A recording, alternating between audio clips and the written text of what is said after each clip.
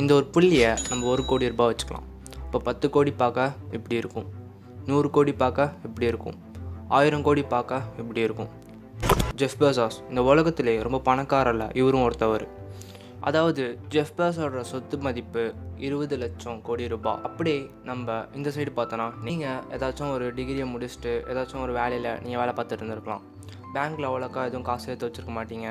வீட்டோட செலவு அதிகமாகிட்டே போகும். கடன் கொடுக்க வேண்டியது நிறையா இருக்கும். நீங்கள் இப்போ ஸ்டூடெண்ட்டாக இருக்கலாம். நீங்கள் இப்போ டிகிரி முடிச்சுட்டு இந்த டிகிரியை வச்சு நீங்கள் ஏதாச்சும் வேலை பார்த்து நல்லா சம்பாதிக்கலாம்னு நினச்சிட்டு இருக்கலாம். நீங்களும் பெருசாக பணத்தை எதுவும் சேவ் பண்ணி வச்சுருக்க மாட்டீங்க. உங்களுக்கும் ஸ்டூடெண்ட் லோன், எஜுகேஷன் லோன் சொல்லிட்டு நிறைய பிரச்சனை இருக்கும். நிறைய காசு சம்பாதிக்கணும், பணக்காரன் ஆகணும். இது எல்லாமே உங்களுக்கு அடைய முடியாத ஒரு கனவாக தான் உங்களுக்கு தோணும். இந்த உலகத்தில் உள்ள எல்லா பணக்காரங்களையும் நீங்கள் பார்த்து உங்களையே நீங்கள் கேள்வி கேட்டிருப்பீங்க, எப்படி அவங்க மட்டும் இவ்வளோ சீக்கிரமாக பணக்காரன் ஆனாங்க, முக்கியமாக எப்படி அவங்க சின்ன வயசில் இவ்வளோ சீக்கிரமாக பணக்காரன் ஆனாங்கன்னு சொல்லி. இந்த விஷயம் எல்லாமே உங்கள் வாழ்க்கையை இன்னும் சோகப்படுத்தும். அது மட்டும் இல்லாமல் அவங்க மேலே வெறுப்பும் கோபமும் ஏற்படுத்தும். அவங்க பிறக்கும் போதே ரொம்ப பணக்காரங்களாக தான் பிறந்தாங்க, அவங்க ரொம்ப அதிர்ஷ்டசாலி. பணம் வச்சுருக்கவங்க எல்லாருமே கெட்ட வழியில் தான் பணம் சம்பாதிச்சாங்க.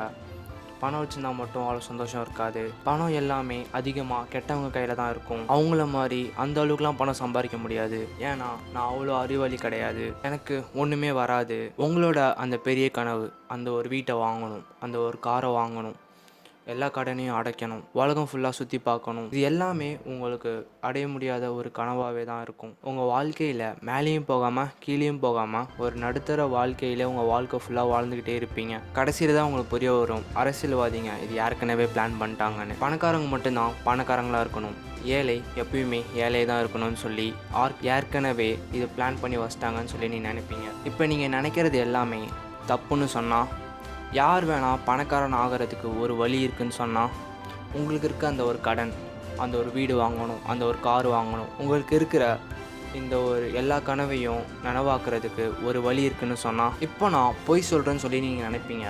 இல்லை, நான் உண்மையை தான் சொல்கிறேன்.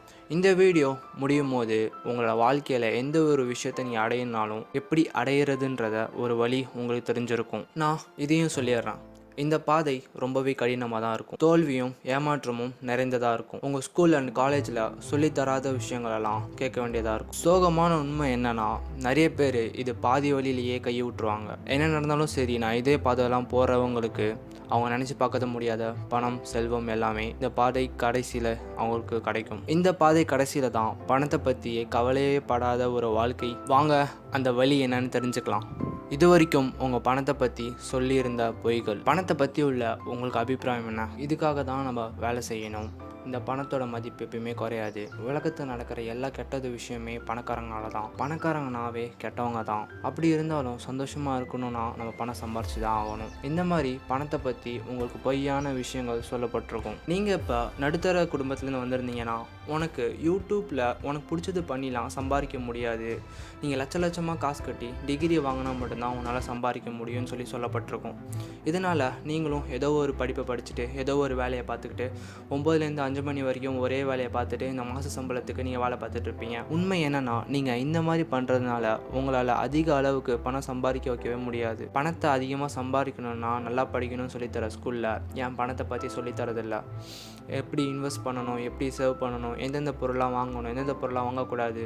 மேலே இருக்கவங்களுக்கு எல்லாம் நீ சம்பாரித்து உனக்கு தேவையில்லாத பொருட்களை வாங்கி குவிக்கணும். அப்படி பண்ணால் தான் இந்த ஒரு எக்கானமி கரெக்டாக ரன் ஆகும். இந்த மாதிரி காசை பற்றி அதிகமாக சொல்லித்தராததுனால காசுக்காக நம்ம ஓடிக்கிட்டே இருக்கோம். நம்ம கடைசி வரைக்கும் அதிகமாக சம்பாதிக்க போகிறதே கிடையாது. ரீசெண்டாக எடுக்கப்பட்ட ரிசர்ச்சில் என்ன சொல்கிறாங்கன்னா, உலகத்தில் உள்ள மிகப்பெரிய கோடீஸ்வரர்கள் 2 லட்சம் கோடிக்கு மேலே வச்சுருக்க எல்லா பணக்காரங்க எல்லாமே சுயமாக பணக்காரங்கள் ஆனவங்க தான். ஜெஃப் பெசாஸ் சுயமாக தான் பணக்காரன் ஆனார். எலான் மஸ்க் அவரும் சுயமாக தான் பணக்காரன் ஆனார். பில் கேட்ஸ் அவரும் சுயமாக தான் பணக்காரன் ஆனார். இவங்களுக்கு தெரிகிற விஷயம் எது நம்மளுக்கு தெரியலை, இவங்கக்கிட்ட இருக்கிற விஷயம் எது நம்மள்கிட்ட இல்லை, அவங்களையும் நம்மளையும் எது வேறுபடுத்து. உண்மை என்னன்னா, பணத்தை பற்றி சொல்லி தந்த எல்லா விஷயமும் போய். இப்போ நம்ம பணம் சம்பாதிக்கணும்னா வேலைக்கு போகணும். இந்த வேலை உனக்கு பிடிச்சிருக்கோ பிடிக்கலையோ, இதுக்காக தான் காலேஜுக்கு போகிறது, படிக்கிறது. காலேஜ் போகிறது படிக்கிறது எதுக்குன்னா ஒரு வேலையை வாங்குறது தான். இதில் என்ன தப்புன்னு சொல்லி நீங்கள் என்கிட்ட கேட்கலாம். எனக்கு தெரியும், இந்த வீடியோ பார்க்குறவங்க எல்லாருக்குமே அதிகமான பணம் சம்பாதிக்கணும், அதுவும் ரொம்ப சீக்கிரமாகவே சம்பாதிக்கணும்னு. அது உண்மைனா உங்களுக்கு சொல்லி தந்த அந்த ஒரு விஷயத்தை நீங்கள் ஃபாலோ பண்ணீங்கன்னா உங்களால் கடைசி வரைக்கும் அதிகமான பணத்தை சம்பாதிக்கவே முடியாது. நம்ம எல்லாருக்கிட்டேயும் ஒரு விலை மதிக்க முடியாத ஒரு விஷயம் இருக்குது. அதுதான் எல்லாத்தோட ரொம்ப முக்கியமான விஷயம். நீங்கள் அதை ஒரு டைம் செலவு பண்ணிட்டீங்கன்னா அது திரும்ப உங்களுக்கு கிடைக்கவே கிடைக்காது. அதுதான் டைம்.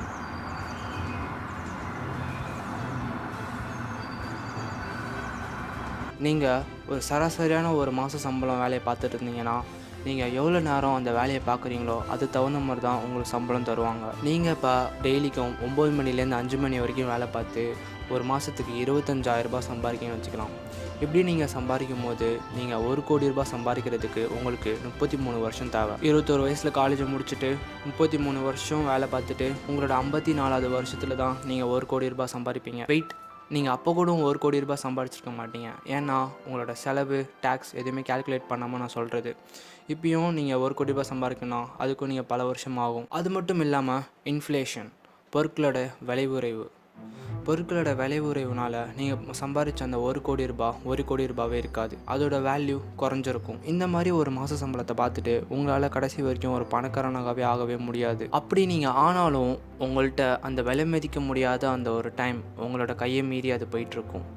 உங்கள் லைஃப்பில் உங்களோட டைமை மொத்தமே அந்த ஒரு காசு சம்பாதிக்கிறதுக்காக நீங்கள் செலவு பண்ணிட்டீங்க. உங்களோட மொத்த வாழ்க்கையை செலவு பண்ணியே உங்களால் அந்த அளவுக்கு தான் உங்களால் காசு சம்பாதிக்க முடிஞ்சிருக்கு. சில பேர் நினைப்பீங்க, எப்படி அவங்க மட்டும் எந்த ஒரு பேக்ரவுண்டும் இல்லாமல் எவ்வளோ சின்ன வயசுலேயே பணக்காரன் ஆனாங்கன்னு. உண்மை என்னன்னா, உங்களுக்கு பணம் சம்பாதிக்கிற தெரிஞ்ச வழியோட அவங்களுக்கு புது வழி தெரியும். நிறைய பேருக்கு தெரியாத பணம் எப்படி செயல்படும்னு சொல்லி அவங்களுக்கு நல்லாவே தெரியும். பணத்தை பற்றி உள்ள உண்மை இப்போ நீங்கள் ரொம்பவே முக்கியமாக கவனிக்கணும். பணத்தை பின்னாடி ஓடுறத நிறுத்துங்க. இப்போ நம்ம இருக்கிறது கேபிட்டலிஸ்டிக் சொசைட்டி. இந்த கேபிட்டலிஸ்டிக் சொசைட்டியில் பணம் சம்பாதிக்கிற ரூல் இது தான். உன்னோட மதிப்பை பொறுத்து தான் உனக்கு சம்பளம் தரப்படுது. உன்னோட மதிப்பு யாருக்கிட்ட கொண்டு போய் சேருதோ அவங்க தான் மார்க்கெட், அவங்க தான் கன்சியூமர்ஸ். இந்த கன்சியூமர்ஸ்னால் இவங்க தான் எக்கனாமி கரெக்டாக ரன் பண்ணுறதுக்கு காரணமாக இருக்கவங்க. உங்களோட ஃபேமிலி, உங்களோட ஃப்ரெண்ட்ஸ், இந்த ஒரு மக்கள், இவங்க தான் உன்னோட மார்க்கெட். சில பேர் நினைப்பாங்க, கிரிக்கெட் பிளேயர்ஸ்க்கெலாம் ஏன் அவ்வளோ சம்பளம் தரணும், அப்படிலாம் தரக்கூடாதுன்னு நினைப்பாங்க. கிரிக்கெட் பிளேயர்ஸ்க்கு அவ்வளோ சம்பளம் தரணும்னா கிரிக்கெட்டுக்கு மார்க்கெட் இருக்கணும். கிரிக்கெட் பார்க்க மக்கள் வரணும். கிரிக்கெட் பிளேயர்ஸ் விற்கிற பொருளை வாங்குறதுக்கு மக்கள் ஆர்வம் காட்டணும். இப்போ கிரிக்கெட்டுக்கு மார்க்கெட் இருக்குன்னு வச்சுப்போம். கிரிக்கெட் விளையாடக்கூடிய எல்லா பிளேயர்ஸ்க்கும் அதிகமாக சம்பளம் கொடுக்கணும். ஏன்னா கிரிக்கெட்டுக்கு மார்க்கெட் இருக்குது. ஸோ கம்பெனிங்க கிரிக்கெட் மூலமாக அவங்களோட ப்ராடக்டை விற்க முடியும். ஏன் அப்படின்னா கிரிக்கெட்டுக்கு மார்க்கெட் இருக்குது. நீங்கள் எவ்வளோ கஷ்டப்படுறீங்கன்னு சொல்லி இங்கே முக்கியமே கிடையாது. இப்போ பாத்ரூம் க்ளீன் பண்ணுறவனோட சம்பளம் ஏசி ரூமில் உட்காந்து அக்கௌண்ட்ஸ் வேலை பார்த்துட்டு இருக்கவனோட சம்பளத்தோட இவனோட சம்பளம் கம்மியாக தான் இருக்கும். ஏன் பார்த்தீங்கன்னா கிளீனரோட மதிப்பு அக்கௌண்டோட மதிப்பனோட ரொம்பவே கம்மி. இது ஏன் இப்படி நடக்குதுன்னா, இப்போ கிளீனரோட வேலையை எடுத்துகிட்டு இன்னொருத்தனோட வேலையை நம்ம ஈஸியாக போட முடியும். ஏன்னா அந்த வேலையை யார் வேணாலும் ஈஸியாக கற்றுக்க முடியும். இதே ஒரு அக்கௌண்டனை எடுத்துகிட்டு இன்னொருத்தவன் அக்கௌண்ட்டில் போகிறது கொஞ்சம் கஷ்டம். ஏன்னா இந்த அக்கௌண்டன்ஸ்க்காக அவன் நிறைய வருஷம் படிச்சிருப்பான். அவனுக்கு பிஸ்னஸ், டேக்ஸ், நம்பர்ஸ் இது எல்லாமே அவனுக்கு தெரிஞ்சிருக்கும். இதனால தான் மார்க்கெட்டில் அக்கௌண்டன்ட்டுக்கு வேல்யூ அதிகமாக இருக்குது. அக்கௌண்டன்ட்டும் நான் முன்னாடி சொன்ன மாதிரி மாத சம்பளம் வேலை பார்க்கறது கூடியது தான். அக்கௌண்டன்ட்டுக்கு நிறைய மதிப்பு இருந்தாலும் கோடிக்கணக்கான அளவுக்கு பணம் சம்பாதிக்கிற மதிப்பு இருக்கணும்னு கேட்டால் அது கிடையாது. ஸோ இப்போ நம்ம எப்படி கோடிக்கணக்கான பணத்தை சம்பாதிக்கிற அளவுக்கு நம்ம மதிப்பை கூட்டுறது? இப்போ Elon Musk, Jeff Bezos, Bill Gates இவங்க எல்லாரும் எப்படி அவங்க மதிப்பை கூட்டினாங்க? அது ஒரு சிம்பிள் ஸ்டெப். நீங்கள் இப்போ அதிகமான பணம் சம்பாதிக்கணும்னா மார்க்கெட்டில் உள்ள பிரச்சனைக்கு நீங்கள் ஒரு தீர்வு கொண்டு வரணும். நீங்கள் இப்போ நல்லா யோசிச்சு பார்த்தீங்கன்னா உலகத்தில் உள்ள எல்லா பணமும் இந்த ஒரு விஷயத்தை சுற்றி தான் ஓடிக்கிட்டு இருக்குன்னு தெரியும். நீங்கள் மார்க்கெட்டில் இருக்கக்கூடிய ஒரு பிரச்சனைக்கு நீங்கள் தீர்வு கொண்டு வந்தீங்கன்னா பணம் ஆட்டோமேட்டிக்காக அவங்க தேடி வரும். நீங்கள் தீர்க்க போகிற அந்த பிரச்சனையோட மதிப்பு 10 ரூபானா உங்களுக்கு 10 ரூபா கிடைக்கும். 1000 கோடி ரூபானா 1000 கோடி ரூபாய் கிடைக்கும். 2000 கோடி ரூபானா 2000 கோடி ரூபாய் கிடைக்கும். இப்போது நீங்களே பாருங்கள், அமேசான் எத்தனை பிரச்சனைகளை தீர்த்துருக்காங்கன்னு. நீங்கள் கடைக்கு போகிறது, ஒரு கடையில் இல்லைன்னா நீங்கள் வேறு கடைக்கு போகிறது, அப்புறமேட்டு நீங்கள் பார்த்த பொருளை கம்பேர் பண்ணி வாங்குறது, ப்ரைஸை கம்பேர் பண்ணி வாங்குறது, அப்புறம் உங்கள் வீட்டுக்கே வந்து ஹோம் டெலிவரி பண்ணுறது, அப்புறமேட்டு உங்களுக்கு இந்த ப்ராடக்ட் பிடிக்கலன்னா ரிட்டர்ன் பண்ணுறது, இந்த மாதிரி பல பிரச்சனைகளை அமேசான் தீர்த்துருக்காங்க. ஜெஃப் பெசோஸ் இந்த மாதிரி பல கோடிக்கான ப்ராப்ளத்தை இவங்க தீர்த்ததுனால இவங்களுக்கு ரிட்டனாக பல கோடி ரூபாய் இவங்களுக்கு ரிட்டனாக கிடச்சிருக்கு. நீங்கள் காசுக்காக ஓடிட்டுருக்கீங்கன்னா நீங்கள் தப்பாக ஓடிட்டுருக்கீங்கன்னு அர்த்தம். இது கேட்க மாதிரியே தான் இருக்கும், ஆனால் இதான் உண்மை. இப்போ உங்களுக்கு அதிகமான பணம் வேணும்னா நீங்கள் பணத்தை பின்னாடி ஓடக்கூடாது. நீங்கள் மார்க்கெட்டில் உள்ள ப்ராப்ளமை தேடி ஓடணும். ப்ராப்ளம் தேடி ஓடினதுக்கப்புறம் அந்த ப்ராப்ளம் கண்டுபிடிச்சதுக்கப்புறம் அந்த ப்ராப்ளத்தை சால்வ் பண்ணணும். சால்வ் பண்ணதுக்கப்புறம் அந்த சால்வ் பண்ணதை நீங்கள் பிஸ்னஸாக மாற்றணும். அவ்வளோதான். எனக்கு கோடிங் தெரியாது, என்கிட்ட இந்த பெரிய பிஸ்னஸ் பண்ணுற அளவுக்கு என்கிட்ட காசே இல்லை. நீங்கள் இப்போ திருப்பியும் பழைய மாதிரி யோசிக்க ஆரம்பிச்சிட்டிங்க. எப்போயுமே பிரச்சனைலேருந்து ஸ்டார்ட் பண்ணுங்கள். எப்போயுமே பிரச்சனைலேருந்து பாருங்கள். இது சுற்றி உள்ள மார்க்கெட்டை பாருங்கள். மக்கள் எது நல்லா இல்லைன்றாங்க, எப்படி இருந்தால் நல்லா இருக்குன்றாங்க, அதை ஃபஸ்ட்டு பாருங்கள். எது கஷ்டமாக இருக்குன்னு சொல்கிறாங்க, இதுதான் மார்க்கெட்டை உள்ள பிரச்சனை. இதுக்கு தான் நீங்கள் தீர்வு கொண்டு வரணும். இதுதான் உங்களோட பிரச்சனைக்கும் தீர்வு கொண்டு வரும். எப்படி அதிக பணத்தை அளிக்கக்கூடிய பிரச்சனையை சால்வ் பண்ணுறது. கடைசியாக பண்ணக்கூடியது ஒரு பெரிய பிஸ்னஸ் ஆகக்கூடிய பிரச்சனையை நீங்கள் சால்வ் பண்ணணும். ஆயிரக்கணக்கான மக்களோட ப்ராப்ளத்தை சால்வ் பண்ணணும். ஃபார் எக்ஸாம்பிள், இப்போ நீங்கள் உணவு அடிக்கக்கூடிய ஒரு ஹோட்டலை வச்சுருக்கீங்கன்னு வச்சுக்கலாம். இந்த ஒரு பிஸ்னஸ் இப்போ பெருசாக ரொம்பவே நாள் ஆகும். இதுவே நீங்கள் ஃப்ரான்ச்சைஸ் வச்சுருந்தீங்கன்னா வச்சுக்கோங்களேன், இப்போ அந்த பிஸ்னஸ் பெருசாக ரொம்பவே அதிகமான வாய்ப்பு இருக்குது. இதே மாதிரி தான் இப்போ நீங்கள் ஒரு பிரச்சனையை கண்டுபிடிச்சி இந்த பிரச்சனைக்கான ஒரு ஆப்பை நீங்கள் டெவலப் பண்ணி நீங்கள் ஒரு ப்ளே ஸ்டோரில் போட்டுட்டீங்கன்னு வச்சுக்கலாம். இப்போ இந்த ப்ளே ஸ்டோரில் போட்ட ஆப்பு இந்த பிரச்சனை யாருக்கு இருக்கோ அவங்க சால்வ் பண்ணுறதுக்கு அந்த ஆப்பை டெவலப் பண்ணுவாங்க. இதனால் நிறைய பேருக்கு ஷேர் ஆகும். இதே மாதிரி நிறைய பேர் ஷேர் ஆகுனால ஆயிரக்கணக்கான கோடிக்கணக்கான மக்களோட ப்ராப்ளத்தை இது சால்வ் பண்ணும். இது ஒரு பெரிய பிஸ்னஸாக ஆக நிறைய வாய்ப்பு இருக்குது. இந்த மாதிரி ஒரு விஷயம் நீங்கள் பண்ணிங்கன்னா குட் லக். நீங்கள் அதிகமான பணத்தை தரக்கூடிய பிரச்சனையை கண்டுபிடிச்சி அந்த பிரச்சனைக்கு நீங்கள் சொல்யூஷனை கண்டுபிடிச்சிட்டிங்க. இதனால் உங்களுக்கு கோடி ரூபாய் பணம் உங்களுக்கு திரும்ப கிடைக்கும். சில பேர் சொல்லுவீங்க, இப்போ நான் கண்டுபிடிச்ச ப்ராப்ளத்துலேருந்து காசு கொண்டு வரது ரொம்ப டைம் ஆகுதுன்னு. ஃபார் எக்ஸாம்பிள், ஒரு ஜிம் ட்ரைனர். இப்போ ஒரு ஜிம் ட்ரைனர் ஒரு மாதத்துக்கு 1000 ரூபாய் சம்பளம் வாங்குறான்னு வச்சுப்போம். இப்போ இந்த மார்க்கெட்டில் இப்போ ஒரு ப்ராப்ளத்தை கண்டுபிடிச்சி சொல்யூஷன் கொண்டு வந்தாலும் திரும்ப இவர் மாத சம்பளத்துக்கான ட்ராப்பில் மாட்டிக்கிட்டார். இந்த பிஸ்னஸ் அவங்க நினச்ச அளவுக்கு இவருக்கு காசு கொண்டு வர தராது. இந்த பிஸ்னஸ் டெவலப்பும் ஆகாது. ஆனால் நீங்கள் இதே ட்ரைனிங்கை ஆன்லைன் லெசனாக நீங்கள் ஒரு தாட்டி க்ரியேட் பண்ணிவிட்டு இதை நீங்கள் உங்கள் வெப்சைட்டில் அப்லோட் பண்ணாலே இதே மாதிரி யார் யாருக்கு வேணுமோ நிறைய பேர் பே பண்ணி சைன்இன் பண்ணி பார்க்குறதுனால உங்களோட பிஸ்னஸ் ரொம்பவே பெருசாக ஆரம்பிக்கும். நீங்கள் நினச்ச மாதிரி ஒருத்தரும் சைன் பண்ண உங்களுக்கு காசு வந்துக்கிட்டே இருக்கும். இதனால் இந்த பிஸ்னஸ் பெருசாகிறதுக்கும் வாய்ப்பு இருக்குது. நீங்கள் நினச்ச மாதிரி காசு வர்றதுக்கும் வாய்ப்பு இருக்குது. இப்போ இந்த பிஸ்னஸ் பெரிய அளவுக்கு ஆகிறதுக்காக சில பேரை நீங்கள் வேலைக்கு அமர்த்தலாம். இது எப்படின்னா, ஒரு வீடியோ எடிட் பண்ணுறதுக்கு, வீடியோ அனலைஸ் பண்ணுறதுக்கு ஒரு வேலைக்கு நீங்கள் வேலையை வைக்கலாம். ஏன்னா எல்லா விஷயமும் நீங்களே பண்ணுறது ஒரு தப்பான விஷயம். ஏன்னா இப்போ நீங்கள் மாத சம்பளத்துக்கான வேலைக்கு கிடையாது. இப்போ நீங்கள் தான் சம்பளம் குடிக்கக்கூடிய ஒரு இடத்துல நிற்கிறீங்க. நீங்கள் தான் பிஸ்னஸ்க்கு ஓனர். எல்லாத்தோட ரொம்ப முக்கியமான விஷயம், இந்த மார்க்கெட்டுக்கு என்ன ப்ராப்ளம் இருக்கோ அந்த ப்ராப்ளம் தான் சால்வ் பண்ண நீங்கள் பார்க்கணும். உங்களுக்கு பிடிச்ச ப்ராப்ளம் சால்வ் பண்ணுறதை பற்றி இந்த மார்க்கெட்டுக்கு கவலை கிடையாது. இந்த மார்க்கெட்டில் என்ன ப்ராப்ளம் இருக்கோ அதுதான் ப்ராப்ளமாக, அந்த ப்ராப்ளம் தான் நீங்கள் சால்வ் பண்ணணும். இப்போ நீங்கள் இது எல்லாத்தையும் பண்ணிங்கன்னா இப்போ உங்கள் கையில் லாபத்தை தரக்கூடிய ஒரு பிஸ்னஸ் உங்கள் கையில் இருக்கும். கடைசியாக நீங்கள் பணத்தை அறுவடை பண்ணுறது தான். எப்படியோ இப்போ நீங்கள் மார்க்கெட்டில் ஒரு பிரச்சனையை கண்டுபிடிச்சி அந்த பிரச்சனையை சால்வ் பண்ணி இப்போ நீங்கள் பெரிய பணக்காரனாக ஆகிட்டீங்கன்னு வச்சுப்போம். இப்போ நான் உங்கள்கிட்ட பணமா இல்லை வாழ்க்கையான்னு கேட்டேன்னா, இது யாரும் பணத்துக்காகவே பண்ணவே மாட்டாங்க. பணன்றது ஜஸ்ட் ஒரு பேப்பர் தான். ஸ்க்ரீனில் தெரிகிறது ஒரு நம்பர் தான்.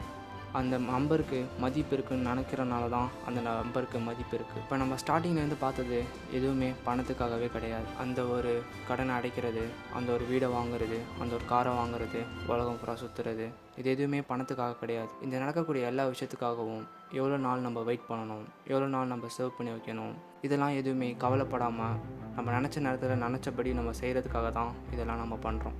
இவ்வளோ காசு சம்பாதிக்கிறோம். அந்த ஒரு பெரிய இடத்துக்கு நம்ம போகணுன்னு சொல்லி ஆசைப்படுறோம். இந்த வீடியோ ஃபுல்லாகவே பணத்தை பற்றியே கிடையாது. நம்மக்கிட்ட இருக்கக்கூடிய அந்த விலை மதிக்க முடியாத அந்த ஒரு விஷயம், இது நீங்கள் ஒரு வாட்டி செலவு பண்ணிட்டா திரும்ப நம்மள்ட்ட கிடைக்காது.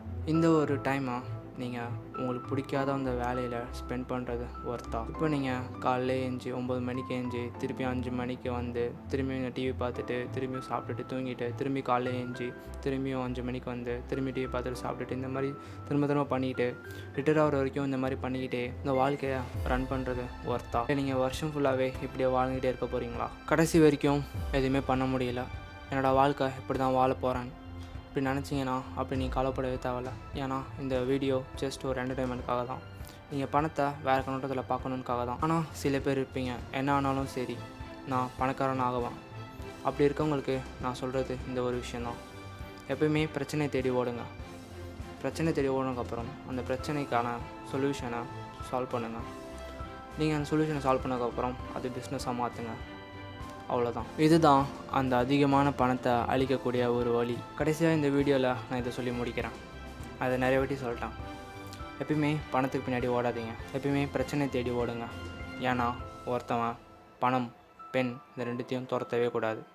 இப்படி துரத்துனானா அது உங்களை விட்டு ஓடிக்கிட்டே இருக்குன்னு அர்த்தம்.